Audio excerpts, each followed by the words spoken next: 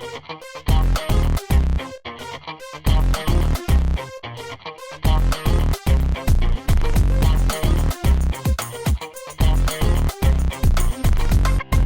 and thank you for joining Brad Nickason and myself, Nancy Furness, for this episode of We've Got Issues.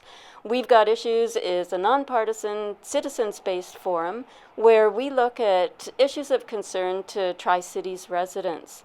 And we also act as a mechanism to keep elected representatives and their constituents connected, especially during these challenging times of COVID-19. We are here today on unceded Coast Salish territories at the constituency office of MP Ron McKinnon in Port Coquitlam. Ron is in his second term serving his constituents, and we spoke with him recently, about a month ago, and our interview focused on COVID-19 response.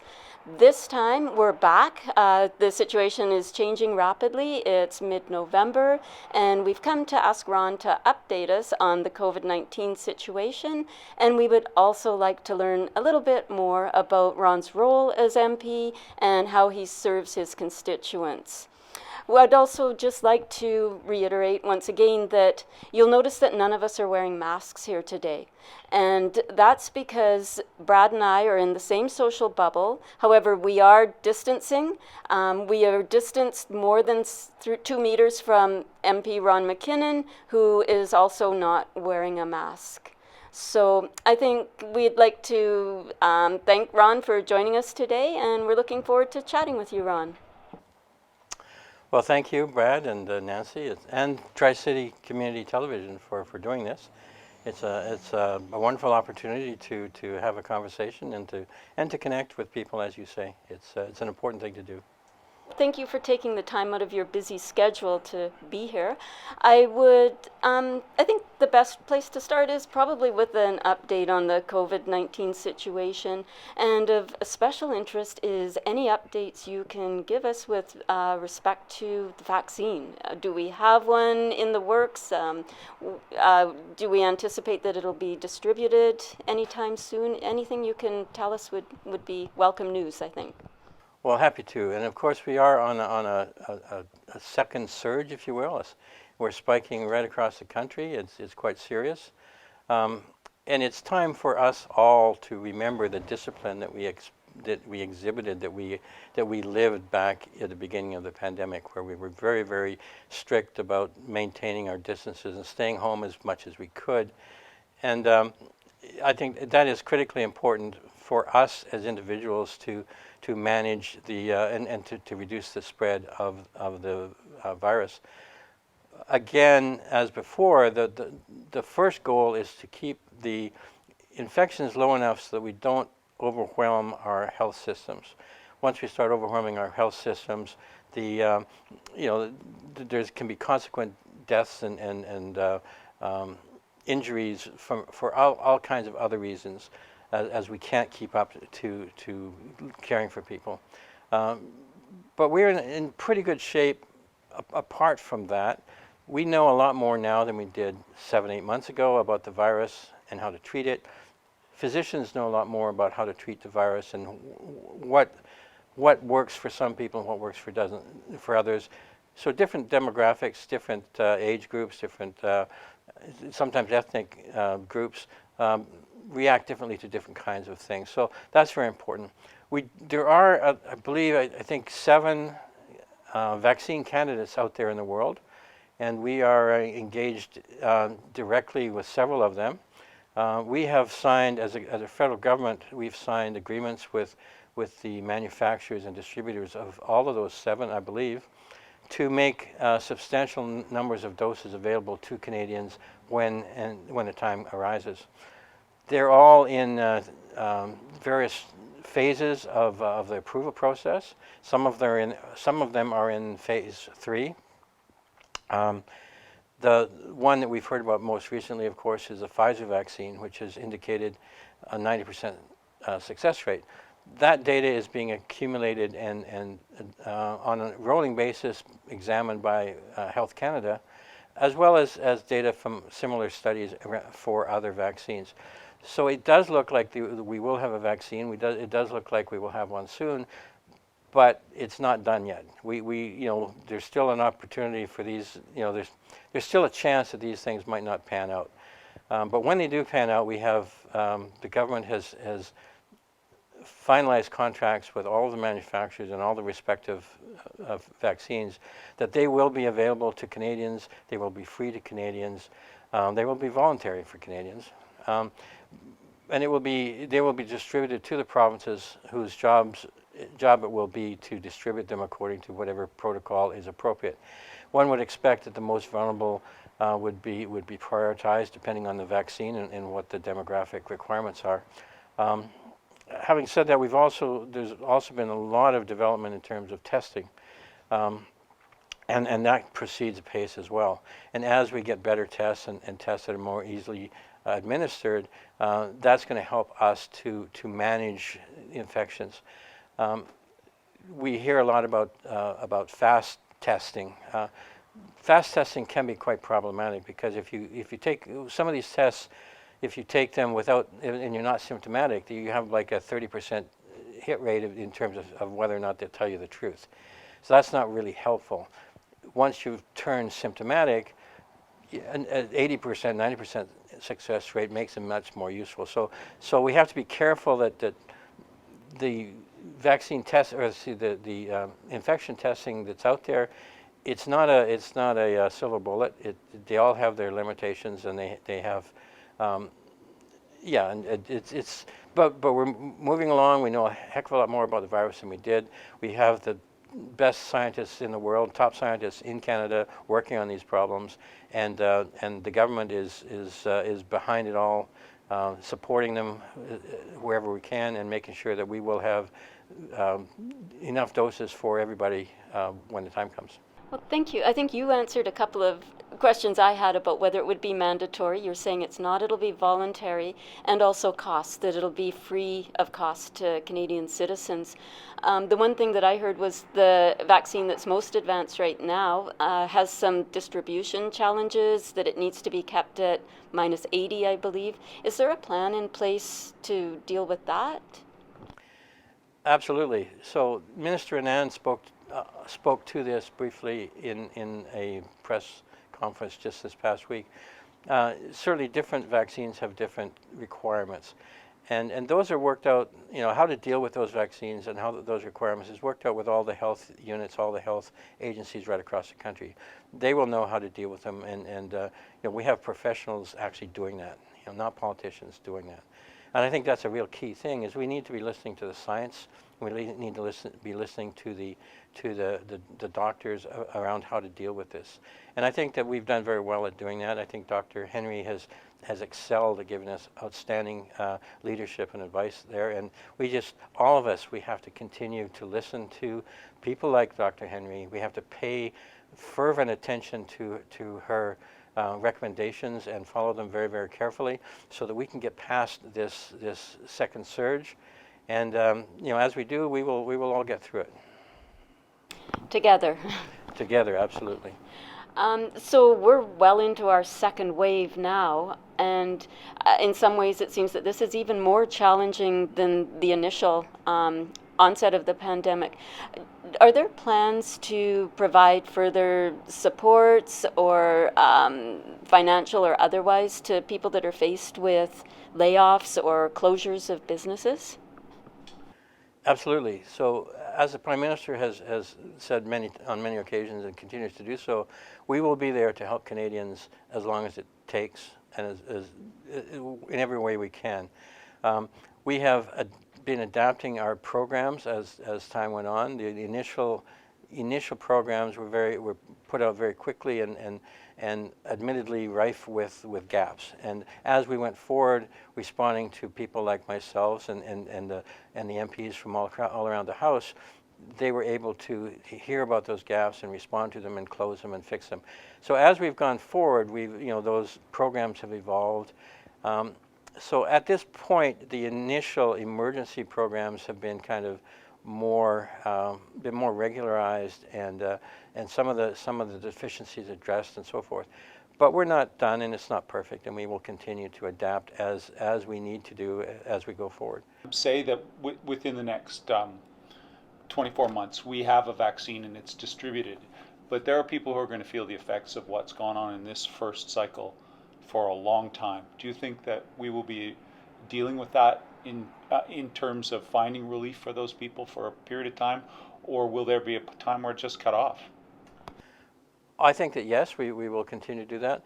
Even before the true onset of this second phase, we had extended things like the wage subsidy well into I think June next year, because we know that there are sectors of our society, such as the travel industry and the hospitality industry, who are extraordinarily impacted by this situation and will be for some time to come. They are probably the first hardest hit, and they will be the last to recover. So we absolutely know that we have to extend to those kinds of businesses in particular additional help, and for a longer period of time. There are other areas in that area, like there's a couple of companies that do event management. They rent equipment for weddings and parties and so forth, and they're pretty hard hit right now because we can't have those gatherings that you need those things. So all those kind of businesses, we keep looking for opportunities that we can help them to get through this. Nobody's going to really get through this entirely unscathed, but the objective is that to get as many of us through it in as good condition as possible, so that we can start up again once we're kind of over the hump. Things like the vaccine, when it's available, will certainly help, but it's not going to be the only thing. It's going to take time even for that. And it's really important that we continue to support each other, and the government is going to be there every step of the way. So it's going to take us we're going to have to be respectful to one another as this happens, because this is going to happen for a while now as well.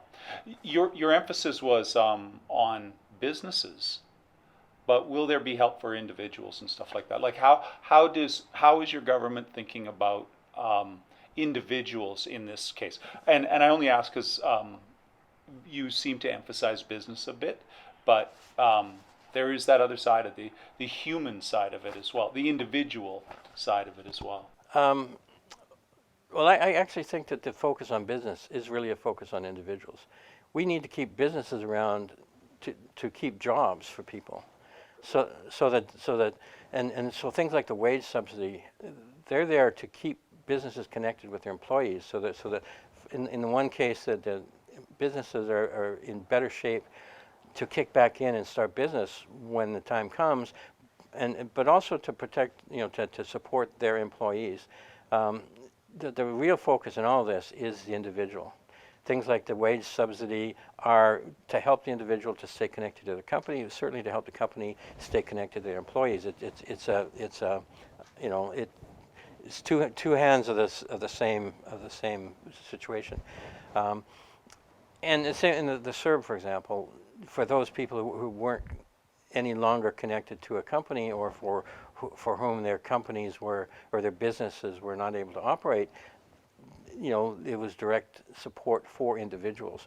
Rent subsidies, again, keeps businesses going, so that they're in a position to kick back in, so they're in a position to hire people, so they're in a position to provide the services that individuals need, that other companies need to continue to for us to have a thriving society. And it should note that through this, at this point in time, the job losses that were up to around 3 million at kind of the height of the pandemic, we've got probably 2 million and change of those back.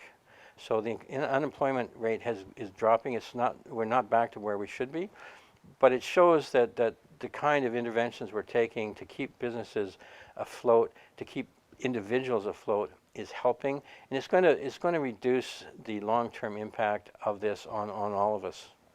I have a just sort of a follow-up question, I guess, from our last interview. We had asked you about how the administration in the U.S. is affecting our response to COVID, and I think you were quite clear that we are response is based on science. It's not based on who's in power in the U.S. And I think that's fair and a good approach.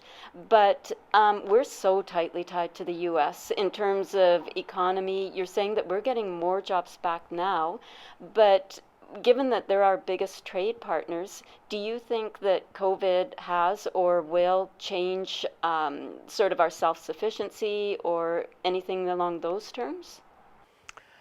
I think in some respects it will change our self-sufficiency. It will make us more self-sufficient. We know that we need to be self-sufficient in terms of things like PPE, for example, right? And there are companies right across the country who have stepped up. They've retooled. They're starting to make masks and gowns and all those kind of things, and they're serving a domestic market. I think that's very important. But we also are a trading nation, and we also have to continue to trade with other people. Supply lines around the world are extraordinarily intertwined, and part of the border is predominantly shut down, except that we still have trucks going back and forth. We still have goods coming and going because we need them. We need, we get food from the U.S. We have parts for cars and all kinds of things that we need to keep our industry going, to keep our people going. So the border will remain closed as long as it needs to be, and that's going to depend on the situation with the virus and with our ability to control it and to manage the various outbreaks. That might well change once we get effective vaccines that are substantially deployed. But again, the bottom line is going to be the scientists, the epidemiologists. I'm going to work on that word. Epidemiologists, that's the word. Epidemiologists. And the doctors out there who are giving us good advice. Dr. Tam, she's connected with very, very tightly connected with what's going on with the World Health Organization, which knows what's happening all around the world. We also have to understand that we can't solve this problem in Canada alone. This is a global problem. The virus does not recognize borders, so we have to be ready and willing and able to help other countries to deal with their situation. And in particular, we're part of a consortium of countries that is ready, willing, and able to make to support developing countries who can't necessarily afford to deal with the virus on their own to do so. And that's going to help us all because we're all in this together. It's a global statement. I mean, it's certainly true for Canadians, but it's also true for the world. So we're going to move away from COVID, but just before we move away, are there any sort of last words that you want to give to your constituents about COVID, and any advice or any words that you want to share with them? Absolutely. I think the most important takeaway here is to listen to Dr. Henry. Pay attention to what she says, and all of our health units around the country. It's critically important. They're professionals. They've been dealing with this kind of stuff for decades in some cases. They know what to do, and we need to pay attention very carefully. Beyond that, we're here to help, and we can't necessarily help everybody all the time, but we're certainly here to try. And when we identify gaps, and when you identify gaps to us, we'll do our best to find a solution for them. So I'm going to take that just a little bit further and ask you, what would you say to the people who are thinking, who don't necessarily agree with the whole mask thing? What would you say, what would be your message to them at this point? Listen to Dr. Henry. Masks are critically important. They work. They're there. I would wear a mask to protect you. You should wear a mask to protect me. That's what they're for. It's courtesy, right? It is courtesy, but it's also life. Lives depend on this, right? Thank you. Thanks for that. We're really interested. We know that beyond COVID, you do a lot of other things as well for your constituents, and you represent your constituents in many different areas.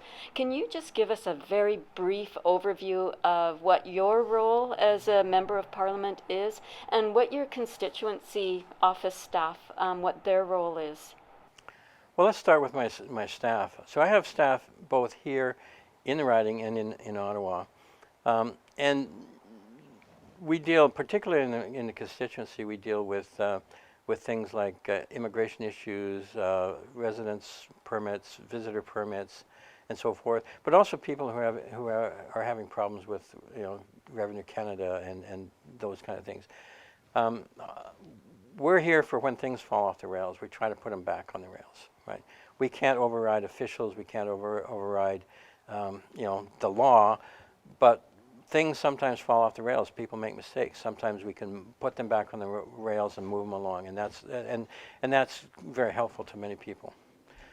In Ottawa, some of our people there in Ottawa will do that. We have someone there who does our social media outreach to keep us connected to the community. But also the people there who work with me on legislative issues.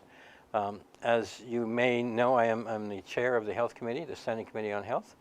And that's very interesting. But that also requires for my staff, a lot of work in coordinating amongst the other members of the committee, and what are we going to do in the next several meetings going forward and so forth. So there's work on the Health Committee itself, which I'm able to do remotely by Zoom. The Parliament is also now working in a hybrid fashion, so that we, sitting in front of our computers over Zoom, we can actually participate directly in debates and in questions and so forth in the House of Commons. That is certainly going to last at least until we rise for the Christmas, New Year's break. But in addition to all that, I continue to meet with constituents, mostly by Zoom, sometimes by telephone, very, very rarely in person. And we respond to letters, we answer their concerns, and we take their concerns back to the ministers and the various agencies, the various departments who can deal with their specific problems.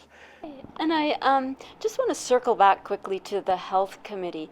Can you tell us a little bit more about that? Like, what is the mandate of the Health Committee? And just give us a little bit of background, what you do on the Health Committee, what the goal is. Yeah, so the Health Committee, its broad mandate is to kind of oversee the Department of Health and Public Health Agency of Canada. And I use oversee in a very, very weak sense. We're not in charge of them. They don't, we don't tell them what to do. But they're kind of an area of interest to us that we can keep track of what's going on. We also, if there's any health-based legislation that comes forward by the Minister of Health, for example, when it reaches second reading, we will get that in committee and we will go through that legislation. In other areas, we can do studies on different topics of interest. In particular, in this last session, we did something like 34 sessions, 34 meetings on the government response to COVID. Something like 1,000 pages of documentation, 78 hours or so of testimony. I forget. It's a lot of stuff. And at some point, hopefully, we will take that information, put it into a report with recommendations, and deliver it back to the House of Commons. At the current time in this new session, we are again empowered to do further studies on COVID-19, on the situation on the ground, if you will, and what the government is doing in different aspects of that. But we're also hoping to look at some specific areas, such as the mental health consequences of COVID-19, the long-term care situation, particularly as underscored, as we've learned, COVID-19 has really brought forward the many of the deficiencies that exist there that previously weren't really in everybody's awareness, but now they are. We need to address those. And we had previously started a study on palliative care and so forth. So there are many things that we can do going forward as time permits. Yeah, I think that's really interesting. It sounds to me a little bit like the entire situation that we have with COVID is it's both starting to bring to the forefront and make people aware of some of the underlying things that that haven't had a lot of emphasis on in the past, but it's making them more visible, and it gives us an unprecedented opportunity to think about these and deal with it. I think that's absolutely true, and more than an opportunity, it gives us a push to do that. These things have really been underscored. These problems, they've been around. There have been people saying these problems have been around for a long time, but it's just one more thing out there that we need to worry about. This has really underscored it, really amplified the importance of particularly with long-term care, that we really absolutely have to get squared away on that. So it is, of course, a provincial responsibility, but I see certainly that the federal government has an opportunity to coordinate amongst the provinces and territories to ascertain what best practices are, what worst practices are, and to work with the provinces very tightly to formulate, what are the standards, what should be the standards for these things, and provide some mechanisms or propose some mechanisms for making sure that those, the people don't slip through the cracks anymore. I know that there's a lot of people who are interested in what you're saying, but how are you dealing with the political will? Because I mean, you got a number of different parties that are involved at the same time. Presumably, they're going to have a say in what you decide to act upon or study. How does political will fit in this, and how are you addressing that to get the other parties in Canada to buy into the things that you guys are thinking about doing? Well, there's a $64,000 question. Yeah, I mean, we in the House of Commons we have 338 people, generally, and there's just 338 different opinions, different ideas, different perspectives. Some of them, are partisan in terms of party and so forth. But apart from question period itself, which is you shouldn't draw too much from question period. I mean, some of that kind of rancor and bickering does pervade elsewhere, but for the most part, we get along pretty well, and we work together pretty well because all of us Canadians are there for Canada, right? We're all there to move the country in the right direction. We might differ on what we think that right direction is, but we all want to do better for Canadians and for Canada. And so that's a fundamental thing that we can always fall back on to come to terms on different things. And there are differences in priorities and differences in directions necessarily. And sometimes that says, well, we're going to do this study instead of that study, or we're going to do this one first and then we'll do that study. And there's give and take, and that's part of the magic of working with parliamentarians is to do that give and take to find out a path forward that we can all work with. And I think it's been very, very successful, certainly throughout this COVID pandemic. We have, there's been some legislation we've passed on a majority, but we've been able to find a majority. But a great much of what has happened has been done by unanimous consent. And I think that's a tribute to all the parliamentarians, and I think it's a tribute to the parliamentary system itself as well. So can we assume that that's the same thing that's happening on your health committee as well? That everyone from all the different parties are relatively cooperative in what you're trying to get at. So I'm going to make that assumption. But what I'd like to ask is, what do you specifically do to make sure that all the voices are heard, if that's not too granular? Well, as the chair, my job is to herd the cats, right? Herd the cats. Right. So our parliamentarians are cats. Indeed. Awesome. Yeah, that went my career right there. So my job is to maintain order and follow the rules. I mean, we have rules of order and how the meeting transpires, and you can't make that motion now because we're doing this motion and things like that. But so that establishes a framework in which we can operate, in which we can have civil conversations, right? And yes, sometimes it's emotional, sometimes it's there are personalities that get in there, but we actually have to we have to kind of put our heads down and just kind of work through it. And it takes patience, and it takes endurance, but it also takes creativity, and it takes an opportunity. It takes the by times picking up the phone and calling the other guys and say, listen, what can we do here, right? In fact, I'm hoping to make a call to to try out my French, my 5 years of French, to have a chat with our block colleague and to see what his plans are going forward. So that's something I'm doing this weekend too. That's awesome.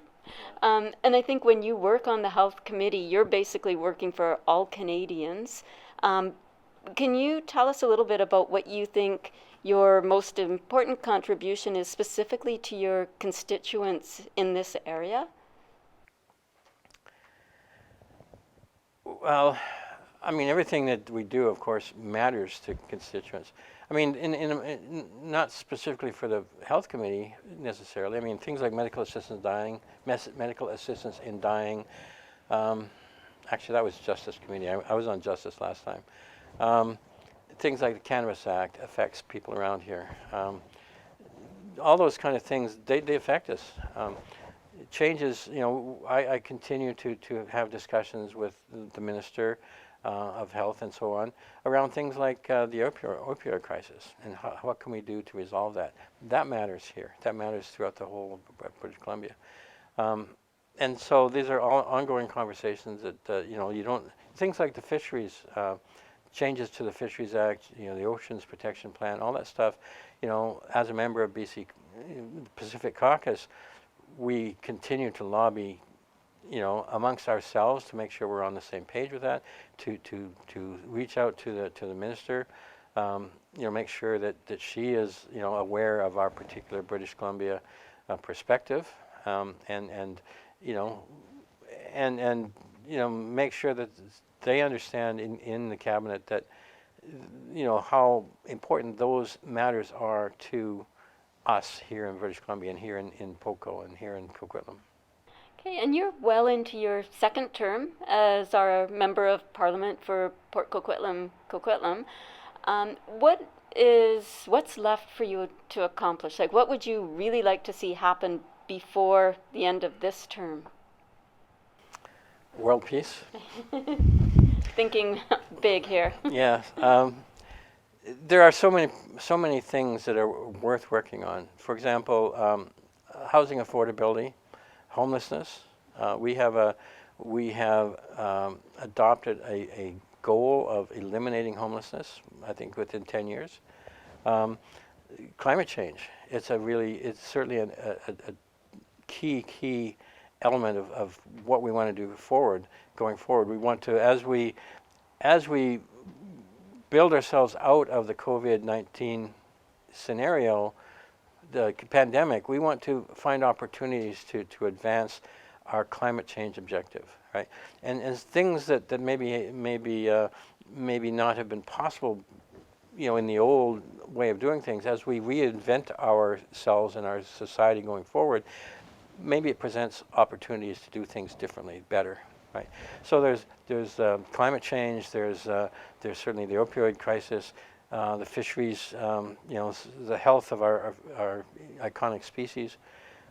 But there are also things, many things. Certainly jobs and the economy is critical.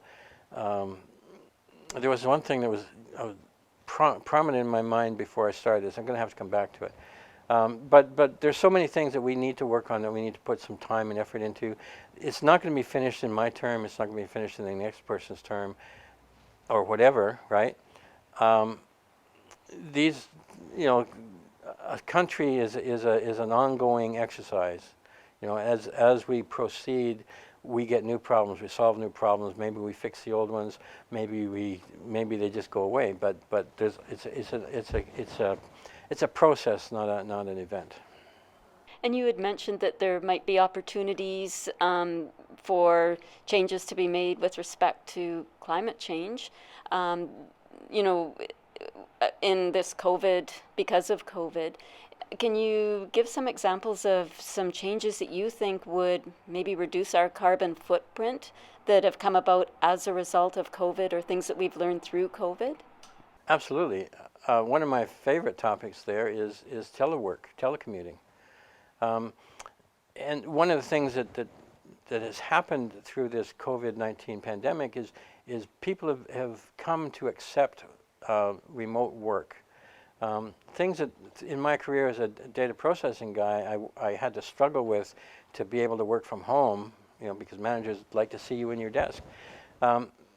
Those are getting very, very easy to do. And this means that instead of moving hundreds and hundreds of thousands of people every day to the data where they sit in front of their computer and get on the phone, we can move the data to them.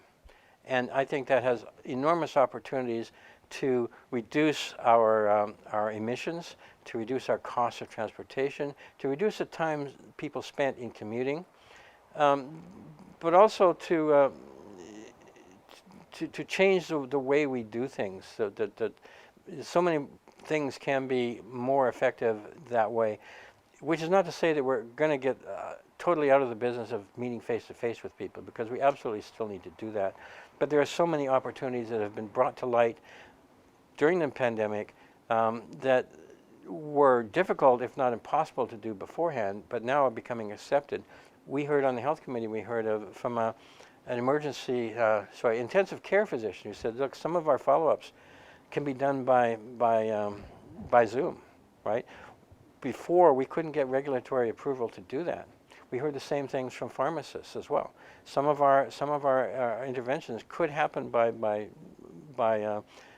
video conference. We couldn't get regulatory approval beforehand. That happened easily now, and that has implications for telehealth through our vast north, for all kinds of stuff. That has implications for health. But your question, of course, was mainly about the environment.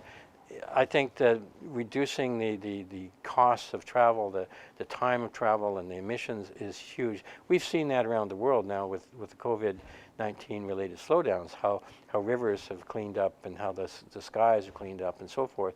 We can do that kind of in a more proactive, long-term basis by changing the way we do things and changing our attitudes about how we do things. I just want to follow that just a little bit. I heard that you've said that things are changing, and there's an opportunity.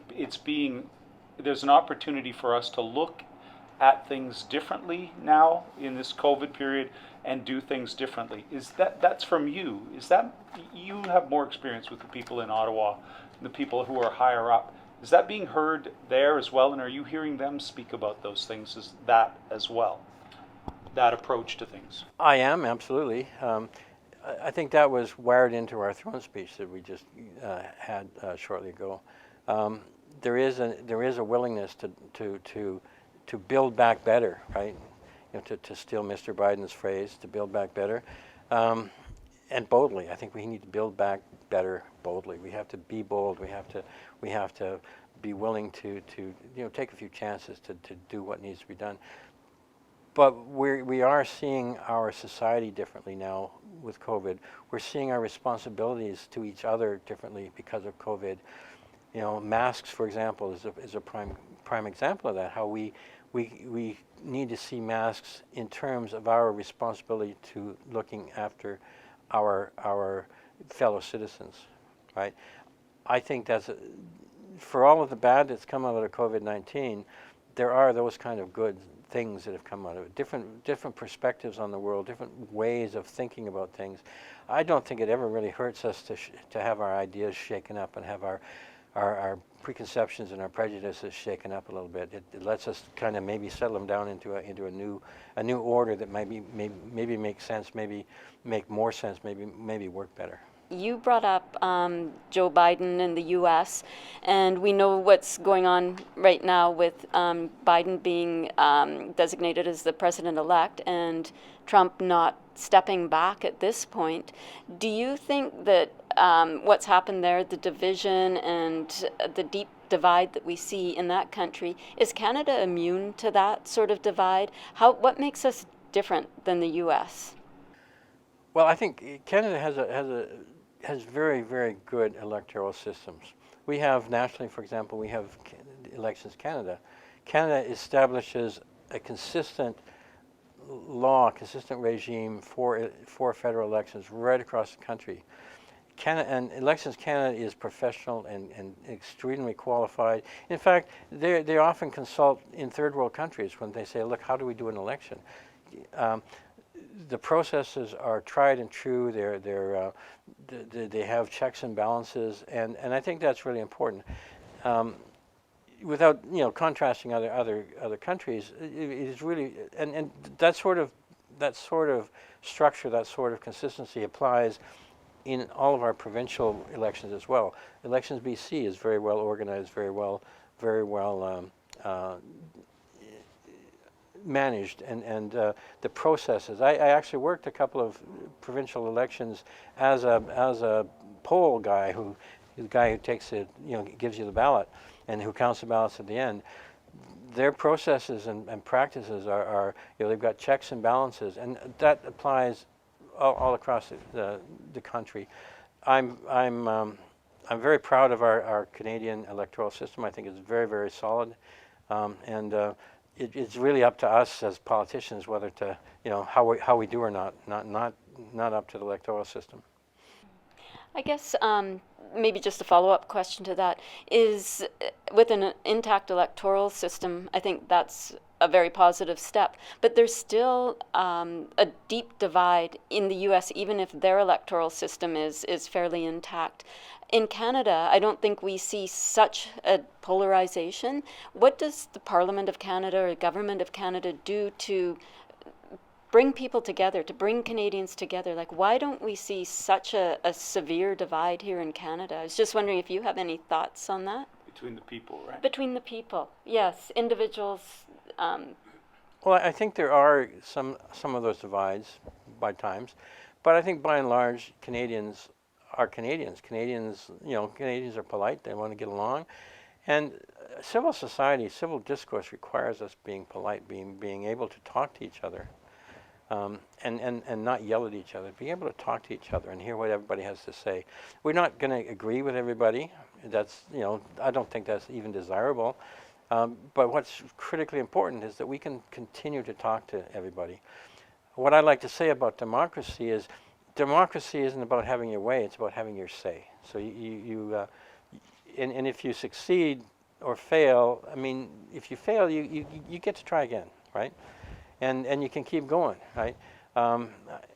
So whatever your particular issue is, you might work on it for a year, you might work on it for 10 years, but maybe you keep going, maybe you'll succeed, right? And that's the beauty of democracy, is that you get to keep trying, and you get to keep having your say. That you get to participate. I like what you had to say there. I really like the way you phrased that you might not get your way, but you have your say. That's excellent. So at this point, I think that we've used up all of our time. So I'd like to thank you very much, Ron, for taking this time with us a second time to talk about COVID, and also to fill in how your office and your staff works in Ottawa. So that's excellent stuff for us in our community to know. So to wrap up, I'd like to again say thanks to Ron for taking the time with us to speak to us about these issues. Our little program that we have here, We've Got Issues, is meant to do exactly that. Talk to the people who are our politicians, who are the people who are making decisions in our community, and just interesting people in our community, to learn more about them and have, as Ron was saying, those civil conversations, so that we can get a better understanding of what's going on. We've Got Issues so far we started actually our intent was to do things at Douglas College where we'd have a lot of people being able to speak to us and speak to the people we're talking to. And so we would like to welcome any comments that you have with regards to the conversations, and we'll try to follow up on those. As this little program goes forward, and as we're watching COVID blow up in this area, we're starting to think about even finding safer ways to do these programs, making sure that we're very safe all around. So it looks like what we'll be doing is starting to move to a Zoom format in the future, with the help of Tri-City Community TV, who are integral in making these things happen. So again, we want to give our thanks to them and ask you to always speak well of them to anybody in power like Ron, or so that we can fund that organization and keep them going in our area. Thank you very much for taking the time with us tonight, or today, and we'll see you again. Thank you, Nancy. Thank you, Ron. Thank you, guys. Appreciate it.